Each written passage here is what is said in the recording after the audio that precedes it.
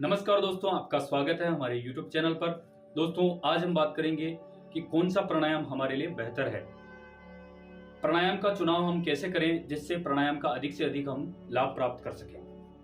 तो दोस्तों, इस वीडियो में हम प्राणायाम के उन्हीं विषयों के बारे में चर्चा करेंगे जिससे हमारे प्राणायाम का जो चुनाव है वो बेहतर हो सके। दोस्तों, प्राणायाम हमारे शारीरिक, मानसिक और आध्यात्मिक रूप से प्रभाव डालते हैं। तो इस वीडियो में हम तीनों विषयों के बारे में चर्चा करेंगे कि शारीरिक रूप से प्राणायाम कौन से हैं जो प्रभावशाली रहते हैं, मानसिक रूप से कौन से प्राणायाम हैं जो प्रभावशाली रहते हैं और आध्यात्मिक रूप से कौन से प्राणायाम हैं जो हमारे ऊपर प्रभाव डालते हैं। तो दोस्तों, शारीरिक रूप से जो प्रभावशाली प्राणायाम हैं उनके बारे में चर्चा करते हैं।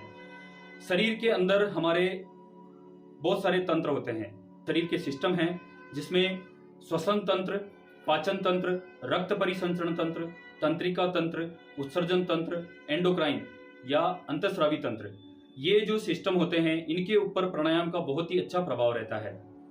तो दोस्तों, वो कौन से प्राणायाम हैं जो शरीर के ऊपर बहुत ही अच्छा प्रभाव डालते हैं। आप इन्हीं प्राणायामों से अपने लिए प्रातःकाल या सायंकाल आप प्राणायाम करते हैं तो उस शेड्यूल के अंदर इन प्राणायाम को ऐड करें जिससे आपको ये लाभ बहुत ही अच्छे से प्राप्त होंगे।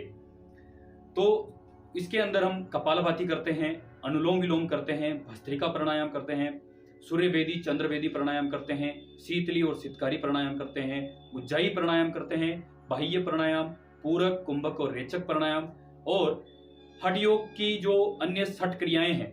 दोस्तों, षटकर्म के अंदर हमारे कपालभाति आती है जो हमारे श्वसन संबंधी जो प्रॉब्लम्स हैं उनको दूर करती है। साथ में नेति, जल नेति, सूत्र नेति होती है जिनके अंदर जो हमारे साइनस से संबंधित जो प्रॉब्लम है, नासिका से संबंधित, गले से संबंधित जो प्रॉब्लम है वो ठीक होती है। कुंजल करने से या धोती क्रिया करने से हमारे जो पाचन संबंधी जो प्रॉब्लम है वो दूर होती हैं। तो ये हठ योग में भी जो क्रियाएं हैं उनका अभ्यास भी आप कर सकते हैं जिससे आपका प्राणायाम का जो लाभ है वो बढ़ जाएगा। अब दोस्तों, हम बात करते हैं कि मानसिक रूप से वो कौन से प्राणायाम हैं जो प्रभावशाली रहते हैं। मानसिक रूप से भी हमारी दो तरीके से प्राणायाम प्रभावशाली रहते हैं। मानसिक जो समस्याएं हैं, जो बीमारियां हैं, मानसिक रोग हैं, उनको ठीक करने के लिए प्राणायाम का प्रभाव रहता है। और दूसरा, हमारा जो मानसिक स्वास्थ्य है उसको बनाए रखने के लिए प्राणायाम का प्रभाव रहता है।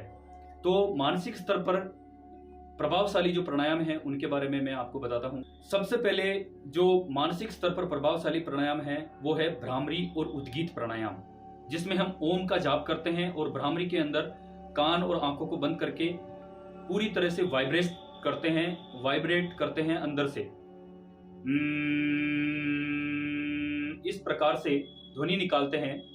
मैं की ध्वनि के साथ भ्रामरी प्राणायाम करते हैं और उद्गीत प्राणायाम जो हम करते हैं, प्रणव जाप हम करते हैं, ओम का जाप करते हैं। उसके अंदर 3 जो स्वर होते हैं उसके अंदर अ, उ और मैं, इस प्रकार से तीनों स्वरों का जब उच्चारण करते हैं तो ए के उच्चारण से नाभि के अंदर वाइब्रेशन होता है, ऊ के उच्चारण से हृदय के आसपास वाइब्रेशन होता है और मैं के उच्चारण से मस्तिष्क में वाइब्रेशन होता है। तो इस वाइब्रेशन से हमारा जो अंदर नाड़ियों के अंदर जो मल है या तमोगुण है या रजोगुण है, उसके कारण हमारी जो नाड़ियां हैं वो अशुद्ध रहती हैं, तो उस मल को हटाता है और हमारी नाड़ियों को शुद्ध करता है। इसी के साथ ही दोस्तों, जो प्राणायाम शारीरिक रूप से प्रभाव डालते हैं उनको थोड़ा और अवेयरनेस के साथ करते हैं, बहुत ही धीमी गति से करते हैं, तो वो भी हमारे मानसिक स्वास्थ्य के लिए बहुत ही लाभदायक रहते हैं, जिसमें अनुलोम विलोम, नाड़ी शोधन प्राणायाम, शीतली शीतकारी प्राणायाम, चंद्रभेदी प्राणायाम और प्रच्छर्दन प्राणायाम। प्रच्छर्दन प्राणायाम योग दर्शन के अंदर आता है, चित्त प्रसादन के लिए इसका उपयोग किया जाता है। दोस्तों, प्रच्छर्दन प्राणायाम के अंदर सांस को बाहर छोड़ के बाहर ही रोक दिया जाता है और उड्डयन बंद और मूल बंद लगाया जाता है। तो इस प्रकार से यह प्राणायाम होता है, तो इसके अभ्यास से भी हमारा मन बहुत ही शांत हो जाता है। तो दोस्तों, इस प्रकार से जो ये प्राणायाम है वो हमारे मानसिक स्वास्थ्य के लिए बहुत ही अच्छे हैं। दोस्तों, अब हम बात करते हैं कि आध्यात्मिक रूप से हमारे लिए कौन से वो प्राणायाम है जो प्रभावशाली रहेंगे। तो दोस्तों, आध्यात्मिक रूप से प्रभावशाली प्राणायाम का जो वर्णन है वो 2 ग्रंथों में हमें मिलता है, योग दर्शन और भगवत गीता। योग दर्शन के अंदर 4 प्रकार के प्राणायाम बताए गए हैं: बाह्य वृत्ति प्राणायाम, अभ्यंतर वृत्ति प्राणायाम, स्तंभ वृत्ति प्राणायाम, बाह्य अभ्यंतर विषयाक्षेपी प्राणायाम। ये 4 प्रकार के प्राणायाम होते हैं जिनसे हमारे बुद्धि बहुत ही ज्यादा प्रकाशित हो जाती है और बुद्धि और हमारा चित्त जो है वो ज्ञान प्राप्त करने के लिए तैयार हो जाता है। योग दर्शन के अंदर एक सूत्र है जिसमें इसका लाभ बताया गया है, ततः क्षीयते प्रकाश वर्णम धारणासु च योग्यता मनसः। अर्थात हमारे ज्ञान के ऊपर, जो हमारा आत्मीय ज्ञान है उसके ऊपर अज्ञान रूपी अंधकार छाया हुआ रहता है, उसका आवरण रहता है, तो उस आवरण को नष्ट कर देता है यह प्राणायाम। दूसरा इसका लाभ है कि हमारा जो मन है उसकी धारणा करने की योग्यता हो जाती है। धारणा की परिभाषा है देश बंधस चित्तस्य धारणा, अर्थात किसी भी स्थान विशेष पर मन का स्थिर हो जाना, ठहर जाना धारणा कहलाती है। तो उस धारणा करने के लिए, हमारी कंसंट्रेशन पावर बढ़ाने के लिए, हमारा फोकस बढ़ाने के लिए जो प्राणायाम है वो योग दर्शन के अंदर प्राणायाम बताए गए हैं। तो इस प्रकार से योग दर्शन में बताए गए प्राणायाम का अभ्यास हम करते हैं तो भी हम अपने आध्यात्मिक स्तर को और आगे ले जा सकते हैं, जिससे हमारी धारणा सिद्ध होती है। धारणा के सिद्ध होने से हमारा ध्यान सिद्ध होता है, ध्यान के सिद्ध होने से समाधि सिद्ध हो जाती है। दोस्तों, इस प्रकार से प्राणायाम के माध्यम से हम आध्यात्मिक स्तर पर बहुत ही आगे बढ़ सकते हैं। और ऐसा आप समझ सकते हैं कि आध्यात्मिक स्तर के लिए ही मूल रूप से प्राणायाम का जो वर्णन है वो योग दर्शन के अंदर दिया गया है। और आध्यात्मिक मार्ग पर जो भी व्यक्ति आगे बढ़ रहा है उसके लिए प्राणायाम एक प्रवेश द्वार की तरह कार्य करते हैं। अब दोस्तों, भगवत गीता के अंदर जो 4 प्रकार के प्राणायाम बताए गए हैं वो ध्यानात्मक स्थिति में किए जाने वाले प्राणायाम हैं। बहुत ही रहस्यमयी और बहुत ही विशेष प्राणायाम है। दोस्तों, उसके अंदर प्राण में अपान वायु को हवन करने के बारे में वर्णन आता है। दूसरा, अपान वायु में प्राण वायु को हवन करने का वर्णन आता है। तीसरा प्राणायाम है जिसमें प्राण और अपान वायु को रोकने का वर्णन है। और चौथा जो प्राणायाम है उसमें आता है कि प्राणान प्राणेषु जुह्वति, अर्थात प्राणों को प्राणों में ही हवन कर देना। तो इस प्रकार से 4 प्रकार के प्राणायाम उसमें बताए गए हैं। तो जब हम योग दर्शन के अंदर बताए गए प्राणायाम का अभ्यास करते हैं और उनसे हमारी जो वृत्तियां हैं वो शांत हो जाती हैं, हमारे प्राण जो है उनके ऊपर हमारा नियंत्रण प्राप्त हो जाता है। प्राणों के ऊपर नियंत्रण प्राप्त होने पर हम अपने मन के ऊपर भी नियंत्रण प्राप्त कर लेते हैं।